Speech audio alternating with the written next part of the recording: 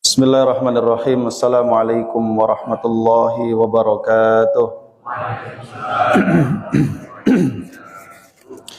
Alhamdulillahi rabbil alamin. Assalatu wassalamu ala nabiyyina Muhammadin wa ala alihi wa sahbihi wa man tabi'ahum bi ihsanin ila yaumiddin.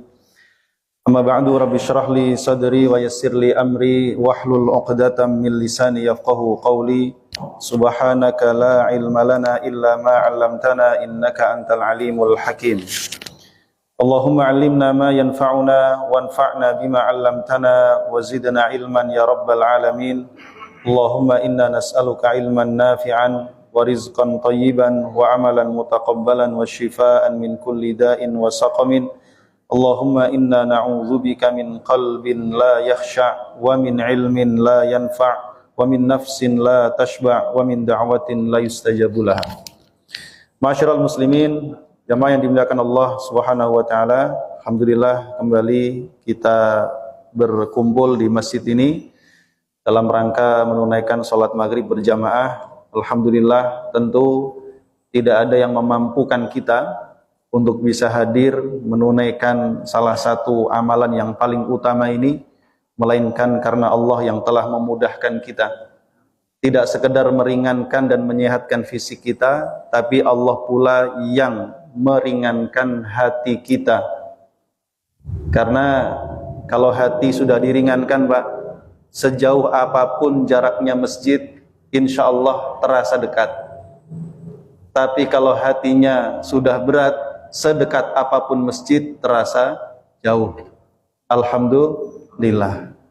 Kita bersyukur kepada Allah atas semua nikmat itu, dan mari beberapa menit ke depan kita kembali mengkaji ayat-ayat Allah yang sudah kita awali pada kesempatan sebelumnya, yaitu kita akan membahas tafsir surah Al-Anfal. Ma'asyiral muslimin jamaah rahimakumullah, sebagaimana yang sudah kami sampaikan pada kesempatan sebelumnya, bahwa surah Al-Anfal ini adalah surat yang amat sangat luar biasa, memberikan pelajaran yang sangat besar, dan surat ini merupakan saksi atas peristiwa besar yang dialami oleh kaum muslimin, yaitu perang besar pertama, perang Badar. Al-Anfal ini merekam seluruh kejadian dan menggambarkan suasana kebatinan sekaligus suasana lapangan, sehingga surat ini sangat terasa sekali bagi orang-orang yang berjuang di jalan Allah, benar-benar menjadi panduan yang hidup, membersamai mereka dalam setiap gerak dan langkah di dalam kehidupan mereka. Surat ini diawali dengan satu ayat yang sangat luar biasa. Bismillahirrahmanirrahim. Yas'alunaka 'anil anfal. Mereka bertanya kepadamu wahai Muhammad perihal tentang harta rampasan perang. Mengapa mereka bertanya? Karena mereka sedang berselisih tentang hukum dan pembagian harta rampasan perang. Siapa yang berhak membagi dan kepada siapa dibagi dan bagaimana cara membaginya. Hingga perselisihan itu menjadikan hati mereka merasakan satu hal yang tidak sepatutnya dimiliki oleh orang yang beriman terhadap saudaranya. Namanya orang berselisih, mesti di dalam hati muncul sesuatu yang gak enak terhadap saudaranya. Apalagi ditambah dengan suasana hati yang merasa paling berhak mendapatkan rampasan perang. Saya yang mengumpulkan, saya paling berjasa.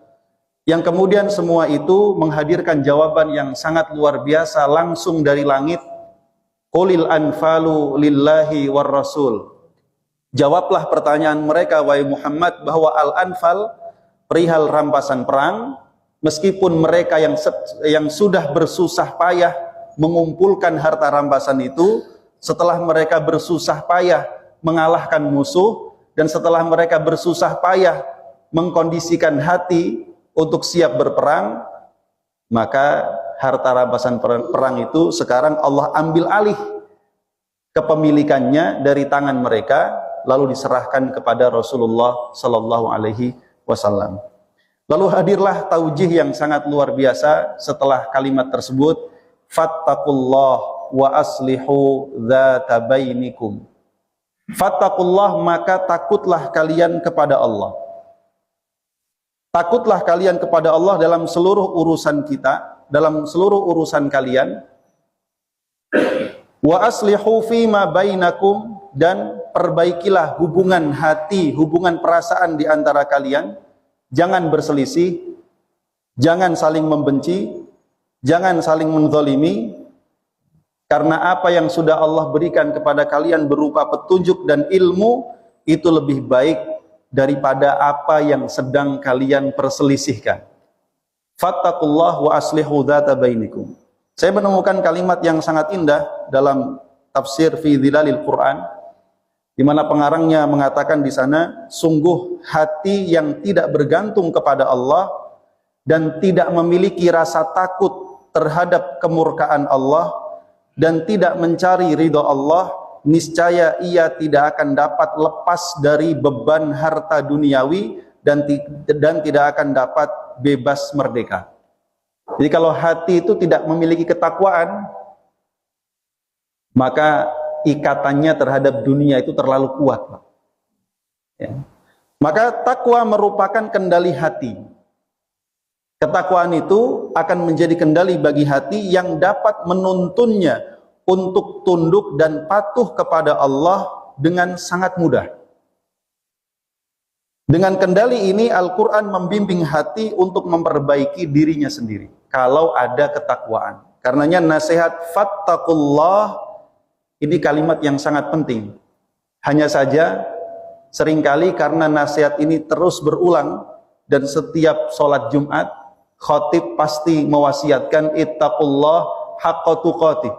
Saking seringnya diulang-ulang, anak kecil pun hafal. Tuh, tungguin, pasti bentar lagi ittaqullah. Kadang-kala karena terlalu sering diulang, maka seseorang itu tidak lagi mendalami dan merasakan makna dari perintah takwa. Padahal di sini tersimpan satu isyarat yang sangat kuat, fattaqullah. Bertakwalah, takutlah kalian kepada Allah adalah satu sentilan keimanan, Pak. Sehingga kalau takwa itu benar-benar ada dalam diri, maka perintah yang berikutnya menjadi mudah. Kalau kalian kemarin berselisih tentang masalah urusan rampasan perang, sekarang sudah Allah ambil alih, terima enggak? Fattaqullah, takutlah kepada Allah. Terasa, Pak, di sini? Bayangkan kalau kita berada di posisi sahabat, kita yang sedang berperang, kita yang sedang rebutan rampasan perang, ya, lalu kita bertanya kepada Rasul, Allah jawab, biarkan Allah dan Rasulnya yang membagi. Fattaqullah, takutlah kepada Allah. Maka otomatis hati-hati orang yang beriman itu pasti akan langsung merendah, meluluh, leleh, ya. Fa aslihu dzata bainikum, sehingga mereka pun menurunkan egonya dan rela dengan ikhlas untuk kembali menjalin islah, memperbaiki hubungan hati dan batin dengan sesama mereka orang-orang yang beriman. Lalu kalimat berikutnya, wa ati'ullaha wa rasulahu in kuntum mu'minin.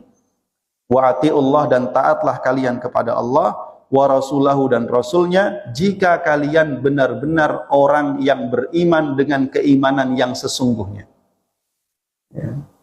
Karenanya ketika kami sampaikan riwayat pada kesempatan yang lalu, salah seorang sahabat ditanya perihal ayat ini, yaitu Ubadah bin Samit. Dia mengatakan surat ini diturunkan memang berbicara tentang kondisi kami pada saat itu, yaitu pada saat kondisi hati kami, pada saat kondisi akhlak kami sedang buruk. Surat ini turun di saat kondisi akhlak kami sedang buruk.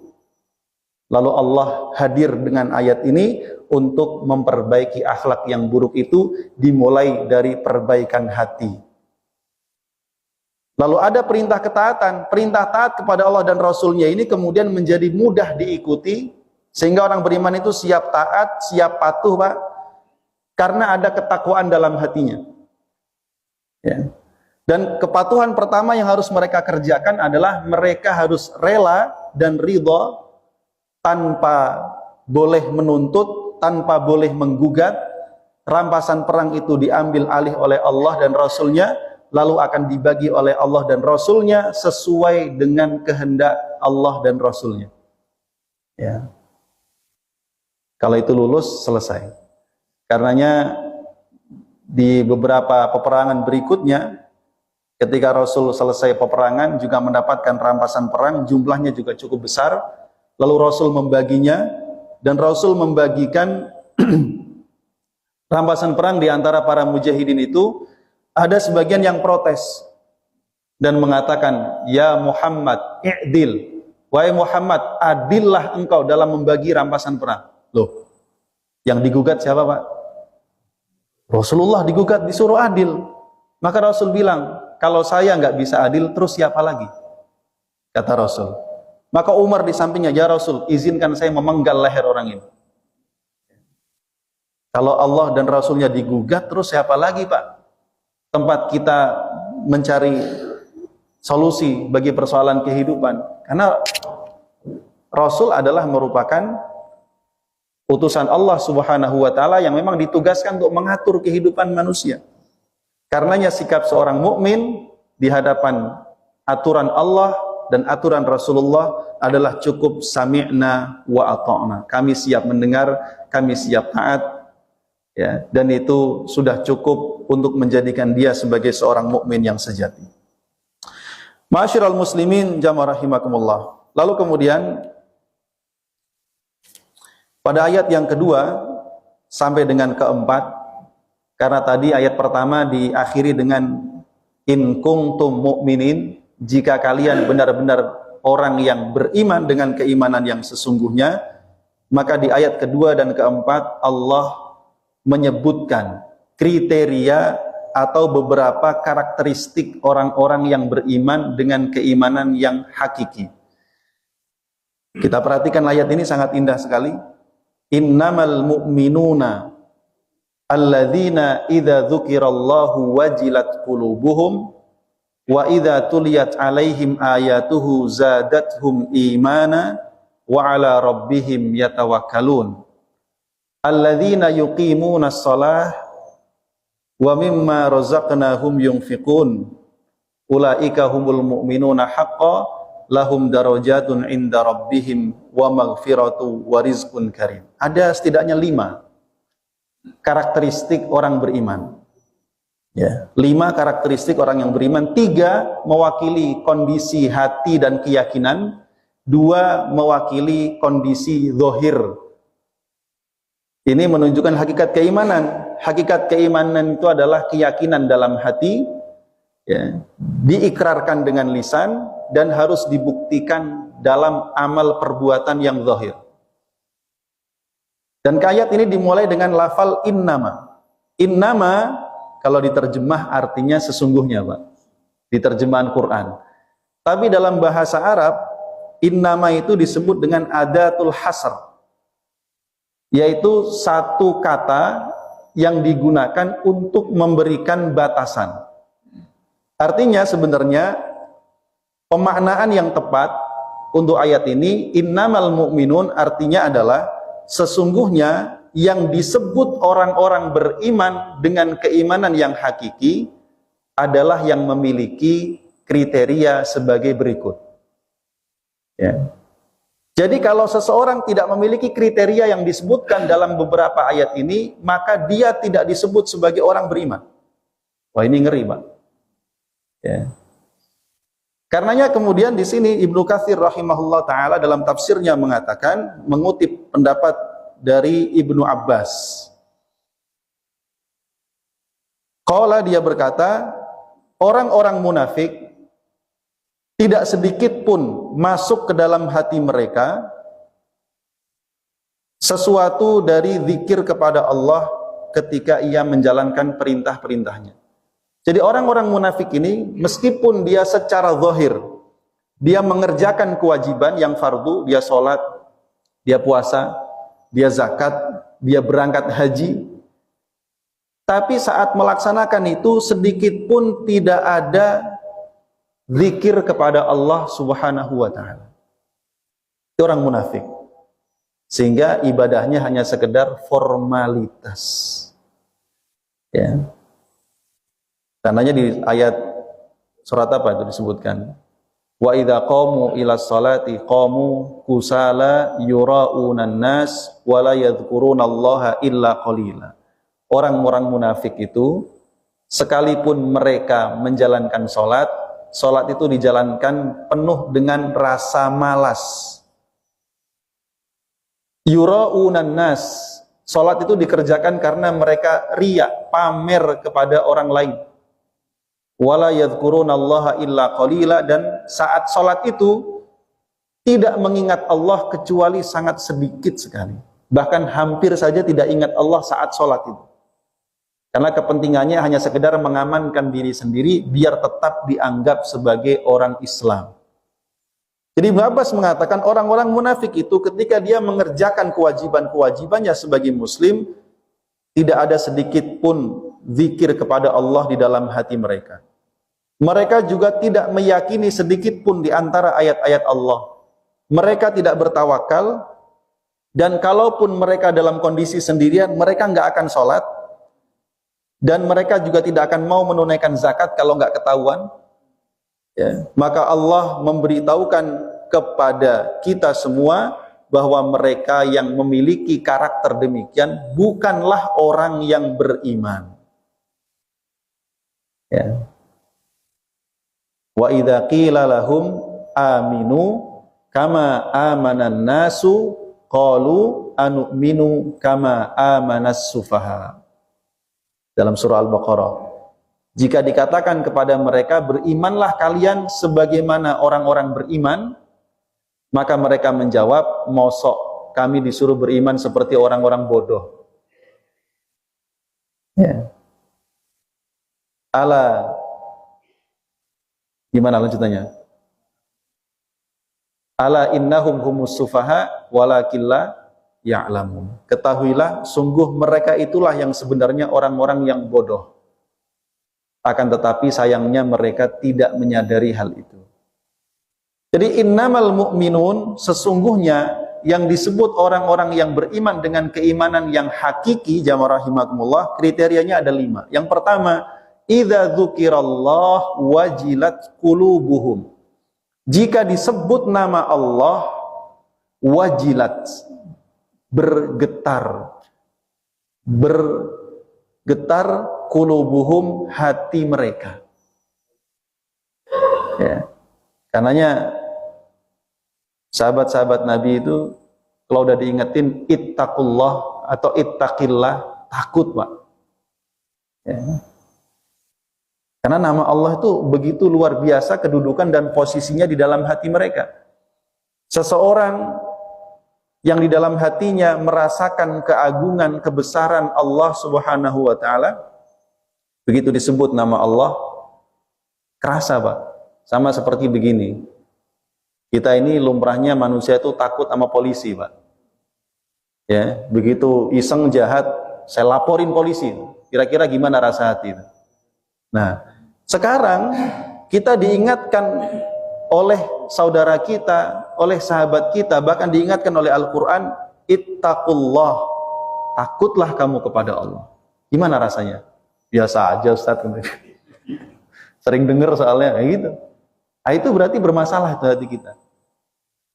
Jadi orang yang beriman itu mesti kalau disebut nama Allah ada rasa takut.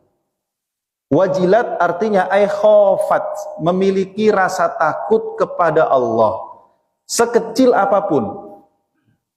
Ya, sekecil apapun mesti ada rasa takut kalau dia benar-benar beriman. Kalau tidak ada rasa takut sedikit pun, nah, berarti sudah belok ke munafik. Ya. Nah ini jamaah rahimakumullah. Fazi'at wa khafat. Kalau disebut nama Allah maka ya terkejut dan takut. Begitu pendapat Imam As-Suddi. Sehingga kemudian ketika dia merasakan takut kepada Allah, fa fa'ala awamirahu. Ya, maka hati yang diingatkan tadi disebut nama Allah takut, dengan sendirinya dia pun akhirnya mau melaksanakan perintah Allah dan meninggalkan larangan-larangan Allah. Ya. Dengar suara azan, ya, masih sibuk main, yang punya burung mainan burung, yang masih mancing. Datang orang, Pak, azan, ittaqullah. Itu kalau takut kepada Allah langsung kaget, takut, berangkat, Pak. Ya. Tar dulu deh, baru juga azan. Oh, tandanya berarti rasa takutnya nurun tuh. Ya. Kalau sama sekali nggak ada keinginan, wah itu bahaya. Ya. Karenanya Sufyan Ats-Tsauri, jamaah rahimakumullah, dia mengatakan, saya mendengar Imam As-Suddi ketika beliau mengomentari ayat ini, innamal mu'minuna alladzina idza dzukirallahu wajilat qulubuhum, maka dia berkata, huwar rajulu yuridu an yadhlima, ya, yaitu seseorang ada muncul dalam dirinya keinginan untuk berbuat zalim, keinginan berbuat jahat. Lalu ketika disebut nama Allah, dia dengar nama Allah, ittaqillah fayajilla qalbuhu, maka hatinya itu langsung gemetar, takut. Karena takut akhirnya berhenti dari maksiat. Ingat kita kisah dalam hadis Nabi, 3 orang yang terjebak di dalam gua. Salah satunya berdoa kepada Allah, ya Allah, saya punya sepupu perempuan yang sangat cantik, yang saya tertarik dengan dia, tapi dia menolak cinta saya. Sehingga suatu hari dia kepepet, butuh duit, dia datang kepadaku, aku berikan uang kepadanya dengan syarat dia mau melayani nafsuku. Ya. Lalu ketika aku sudah berada di atasnya, ya Allah, maka perempuan itu mengatakan, takutlah engkau kepada Allah. Maka aku tinggalkan perempuan itu, ya Allah, beserta uang yang aku berikan kepadanya, dan semua itu semata-mata karena aku memang takut kepadamu. Ya Allah, jika itu memang amal soleh yang engkau terima, tolong bukalah pintu gua ini. Dibuka apa tidak, Pak? Dibuka. Menandakan orang itu meninggalkan maksiat, hampir saja dia menzinai perempuan baik-baik, tapi begitu diingatkan, takutlah kepada Allah, berhenti dia. Tinggalkan. Karenanya meninggalkan maksiat karena takut kepada Allah itu menjadi satu pahala, Pak. Hadis Nabi mengatakan, seseorang yang punya keinginan berbuat dosa, lalu dia batal mengerjakannya, maka ditulis satu kebaikan. Karena batalnya takut kepada Allah. Kalau batalnya karena ketahuan tetangga, lain cerita, Pak. Berarti batalnya karena ketahuan orang, bukan karena takutnya kepada Allah. Itu yang dimaksud. Kenapa langsung ditulis oleh Allah satu kebaikan. Wajilat qulubuhum. Juga diriwayatkan dari Sufyan Ats-Tsauri, dia mengutip dari Abdullah bin Utsman bin Khusaim, dari Syahr bin Haushab, dari Ummu Darda. Ummu Darda ketika menafsirkan innamal mu'minuna alladzina idza dzukirallahu wajilat qulubuhum, al-wajal fil qalbi, al-wajal artinya getaran dalam hati, ihraqus sa'fa, seperti bisul yang panas mau meledak. Ya, gimana tuh rasanya? Ama tajidu lahu kusya'rirah, kira-kira rasanya nyut-nyutnya itu gimana? Ya, kerasa nggak, Pak? Gitulah kata beliau. Itulah idza wajadta dzalika, kalau engkau menemukan hal itu di hatimu saat engkau disebut nama Allah, ya, nyut-nyut hatinya kayak tadi itu, fad'ullah inda dzalik. Saat itu berdoalah engkau kepada Allah, fa innad du'a yudhibu dzalik. Karena doa kepada Allah di saat itu dapat menghilangkan apa yang tadi dirasakan. Ya. Jadi kalau ada getaran itu tandanya sinyal imannya masih ada, Pak. Disebut nama Allah, takut. Ya. Begitu takut, langsung dikerjakan perintah Allah, langsung ditinggalkan larangan Allah. Makanya disebut innamal mu'minun. Yang disebut orang beriman, ciri pertamanya disebut nama Allah, pasti takut. Ciri yang kedua, wa idza tuliyat alaihim ayatuhu zadathum imana. Wa idza, dan ketika tuliyat dibacakan, alaihim kepada mereka, ayatuhu ayat-ayat Allah, zadathum menambahkan kepada mereka ayat-ayat itu imana, keimanan. Begitu dibacakan ayat-ayat Al-Quran, dia dengar dengan telinganya, maka ayat-ayat Quran yang dia dengar itu secara otomatis meningkatkan imannya. Imannya langsung bertambah, langsung naik. Nah, ini ciri yang kedua, ya, bahwa orang yang beriman itu, ya, sangat mudah tersentuh hatinya dengan ayat-ayat Al-Quran, sehingga ayat-ayat Al-Quran itu kemudian menambahkan keimanan di dalam hatinya. Makanya ayat-ayat Quran itu ketika diturunkan para sahabat hidup, Pak. Ayat itu hidup, ya. Hidup di dalam perilaku mereka, hidup di dalam akhlak mereka, dalam kondisi susah, dalam kondisi senang, dalam kondisi sulit, dalam kondisi mudah. Ayat Quran itu hidup dan terlihat begitu nyata dalam setiap ucapan, tindak tanduk, perilaku, dan akhlak keseharian mereka dalam urusan apapun, sehingga menjadikan mereka itu memastikan setiap gerak-gerik hidupnya itu harus ada panduan Qur'annya. Nah, Rasul adalah contoh yang paling real dalam hal itu. Karenanya ketika Ibunda Aisyah ditanya tentang akhlak Rasulullah sallallahu alaihi wasallam, jawabannya sederhana, kana khuluquhul Qur'an. Akhlak Nabi itu ya Qur'an itu. Jadi Quran itu diterjemahkan dalam bentuk perilaku. Nah, orang-orang yang beriman, dia tidak hanya memiliki getaran saat disebut nama Allah, tapi begitu dia membaca ayat-ayat Al-Quran atau dia mendengar ayat-ayat Al-Quran, ayat Quran itu menambah keimanannya dan dengan sendirinya mendorong dia untuk mewujudkan ayat-ayat Quran itu dalam kehidupannya. Ya ayyuhalladzina amanu jtanibu katsiran minadh-dhon, wahai orang yang beriman, ya, jauhilah oleh kalian banyak berprasangka. Maka orang beriman akan langsung, bala, siap ya Allah. Maka dia singkirkan segala macam prasangka buruk terhadap orang-orang yang beriman. Wala tajassasu, jangan cari-cari kesalahan orang. Wala yaghtab ba'dukum ba'dha, jangan saling menghibah satu sama lain. Patuh, Pak. Ya. Karenanya kita lihat contoh nyata di sini, begitu Allah menurunkan ayat ini tentang pembagian ghanimah, nggak ada yang protes. Dan nggak ada yang protesnya itu bukan karena takut dengan Rasulullah, bukan karena takut dihukum oleh Rasul, enggak, semata-mata karena ketaatan dan kepatuhannya kepada Allah dan Rasulnya. Itulah mengapa waktu itu saya sampaikan, Syekh Wahbah Az-Zuhaili dalam tafsir Al-Munir, beliau mengatakan bahwa ketakwaan kepada Allah, memperbaiki hubungan sesama mukmin, sekaligus patuh kepada Allah dan Rasulnya menjadi 3 syarat mutlak yang akan membawa kebaikan bagi komunitas kaum muslimin dimanapun berada. Karena dengan 3 hal ini menjadikan mereka berkomitmen dan disiplin untuk menjalankan hukum-hukum Allah, baik secara zahir ataupun di dalam hati. Jadi komitmennya itu luar dalam. Beda sama kontrak politik, Pak. Sama koalisi politik, ya. Begitu tanda tangan, iya mulutnya. Di belakang itu, kepentingannya kalau nggak jalan tetap dilanggar.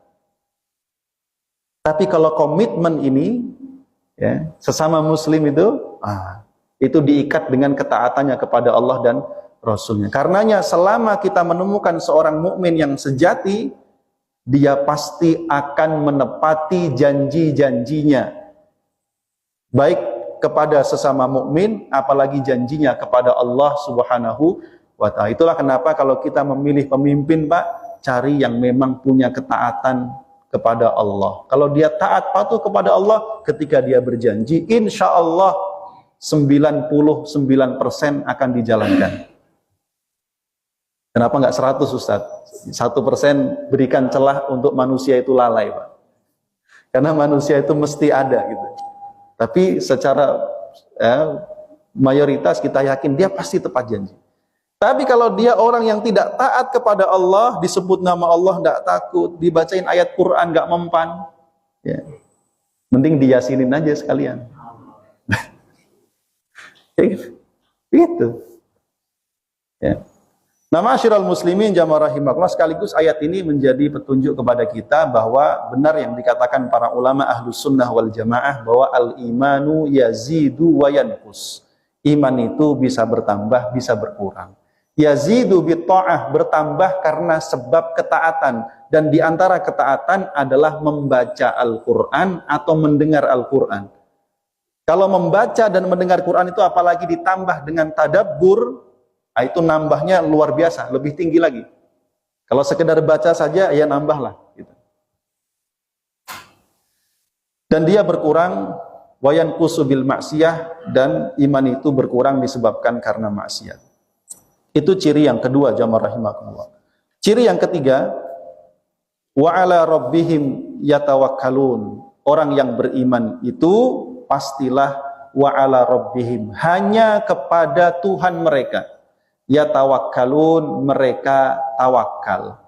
Dan mengapa kalimat ala rabbihimnya diawalkan? Padahal biasanya itu yatawakkaluna ala Allah. Susunannya harusnya begitu. Tapi begitu didahulukan ala rabbihim, itu menandakan adanya hasr, pembatasan lagi. Mereka itu hanya bertawakal kepada Allah. Beda kalau mereka bertawakal kepada Allah, itu bisa jadi ada dannya, dan kepada ini, kepada itu, kepada itu. Makanya orang-orang musyrik jahiliyah zaman dulu, ya, mereka bilang, saya berdoa kepada Allah, terus berhala ini apa? Ah, ini perantara aja.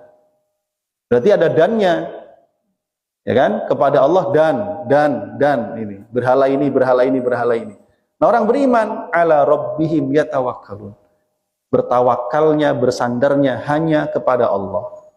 Seperti ayat iyyaka na'budu wa iyyaka nasta'in. Kenapa enggak na'buduka wa nasta'inuka? Secara kaidah bahasa benar. Tapi Allah ingin memberikan penekanan kepada kita, orang beriman itu hanya beribadah kepada Allah dan hanya minta pertolongan kepada Allah. Ya. Nah, di sini jamaah rahimakumullah, Ibnu Katsir sangat indah menafsirkan ayat ini. Beliau mengatakan orang beriman itu hanya bertawakal kepada Allah, yaitu tidak berharap kepada selain Allah.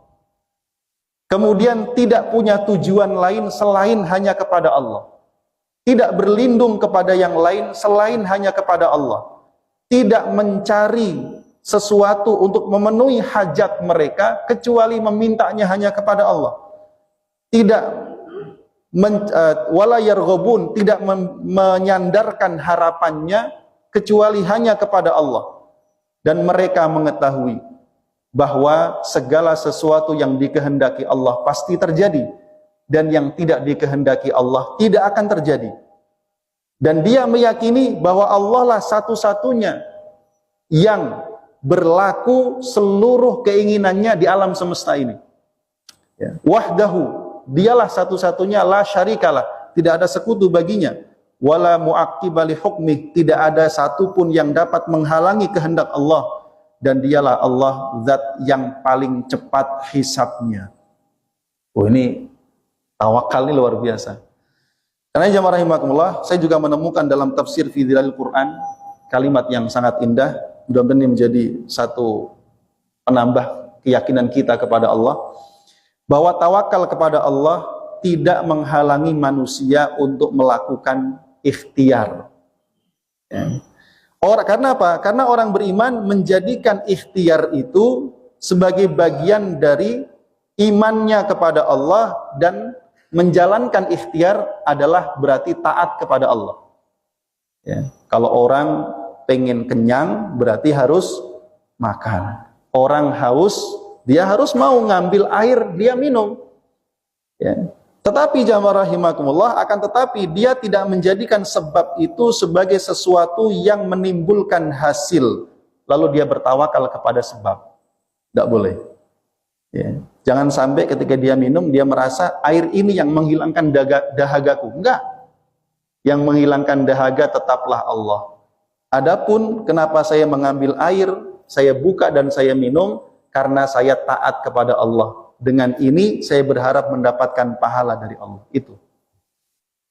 Saat seorang mukmin sakit, mau sembuh tentu, maka dia berikhtiar, dia datang kepada dokter.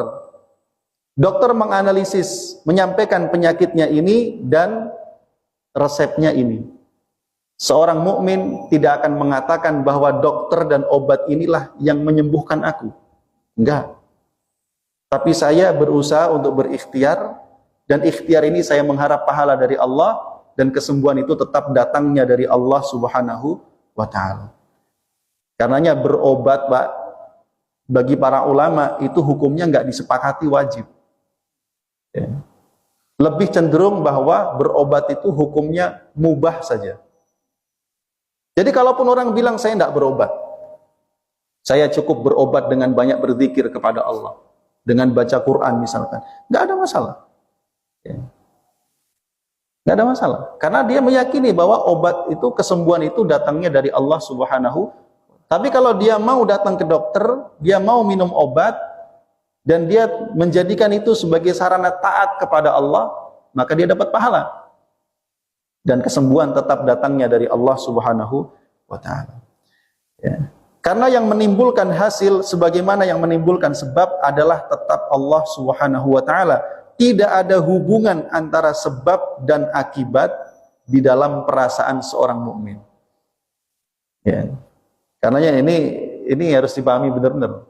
Karenanya mengapa yang membuat kaum muslimin di perang Badar itu, Pak, lalu juga kita melihat para mujahidin di Palestina ini, kok mereka berani ya? Padahal secara jumlah mereka kalah. Secara kekuatan senjata kalah jauh. Kok mereka berani yang ngelawan? Bahkan dulu mereka melawan dengan kerikil, dengan batu. Sekarang udah punya berbagai macam persenjataan. Kok berani ya? Bukan karena mereka yakin senjatanya pasti bisa mengalahkan, enggak. Kalau seandainya kepada senjata tawakalnya, enggak akan menang, Pak. Tapi wa'ala rabbihim yatawakkalun. Tawakalnya hanya kepada Allah saja. Karenanya jamaah rahimakumullah, bagi Nabi Zakaria, walaupun usianya sudah sangat tua, secara medis enggak mungkin lagi menghamili, apalagi istrinya mandul, karena tidak ada hubungan antara sebab dan akibat, dia tetap optimis. Rabbi habli, ya Allah, berikanlah kepadaku anak keturunan yang meneruskan perjuangan agama ini. Terkabul? Terkabul. Karena bertawakal kepada Allah yang maha berkehendak. Kalau Allah sudah berkehendak, kun fayakun, selesai. Mafhum ya? Insyaallah. Ini ciri yang ketiga. Nah, 1, 2, 3 ini jamaah rahimakumullah menggambarkan keyakinan dan keimanan seorang mukmin kepada Allah. 2 berikutnya di ayat yang ketiga menunjukkan orang beriman itu tidak sekedar keyakin dalam hati, tapi syariat dijalankan. Alladzina yuqimunas shalah. Mereka menegakkan salat.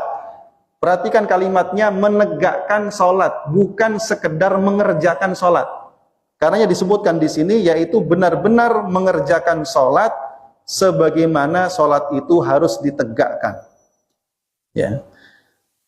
Bagaimana salat itu ditegakkan? Imam Qatadah mengatakan, yaitu melaksanakan salat pada waktu-waktu yang sudah ditetapkan. Lebih bagus lagi di awal waktu. Kemudian menyempurnakan wudhunya, rukuknya, sujudnya.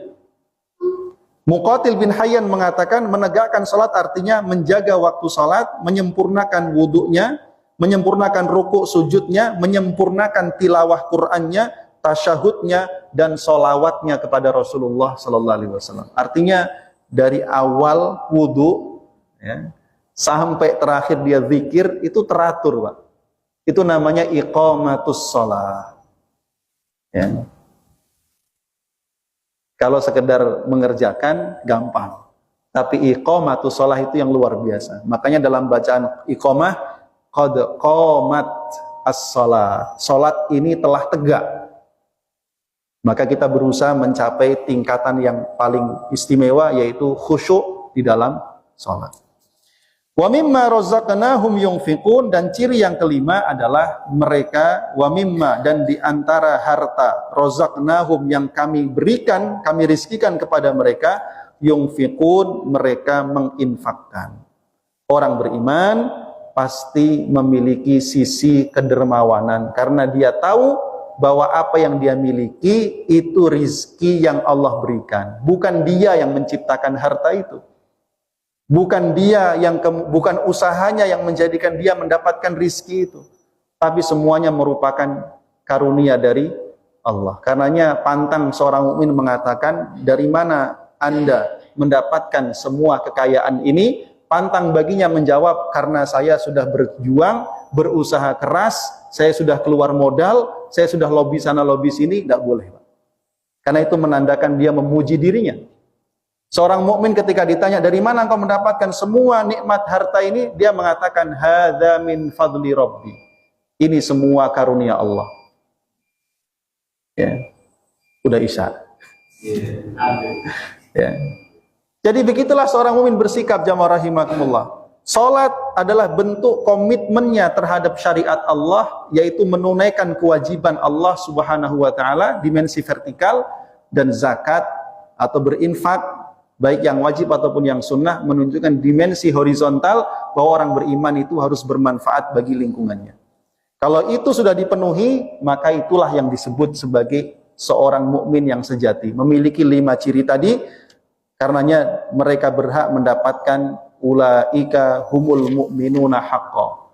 Mereka itulah orang beriman yang sesungguhnya. Lahum, bagi mereka, darajat inda rabbihim, beberapa derajat di sisi Tuhan mereka. Surganya tinggi, Pak. Ya, sampai dilihat dari yang surganya di bawah seperti bintang dia. Wa maghfiratun, dia mendapatkan ampunan dari Allah, diampuni semua dosa dan kesalahannya. Karenanya veteran perang Badar itu langsung mendapatkan dari langit, wahai orang-orang yang ikut perang Badar, berbuatlah setelah ini apapun yang kalian mau, karena Allah sudah mengampuni dosa kalian semua. Orangnya masih hidup, Pak. Warizqun karim. Yang ketiga, janji Allah mendapatkan rizki yang istimewa. Itulah diantaranya dari hasil harta rampasan perang. Wallahu a'lam bishawab. Mudah-mudahan benar-benar bisa mengokohkan iman kita dan membuat kita bersemangat untuk menghidupkan iman dan Quran dalam kehidupan kita semua, sehingga kita layak disebut sebagai seorang mukmin yang sejati insyaallah. Amin ya rabbal alamin. Subhanakallahumma wa bihamdika asyhadu an la ilaha illa anta astaghfiruka wa atubu ilaik.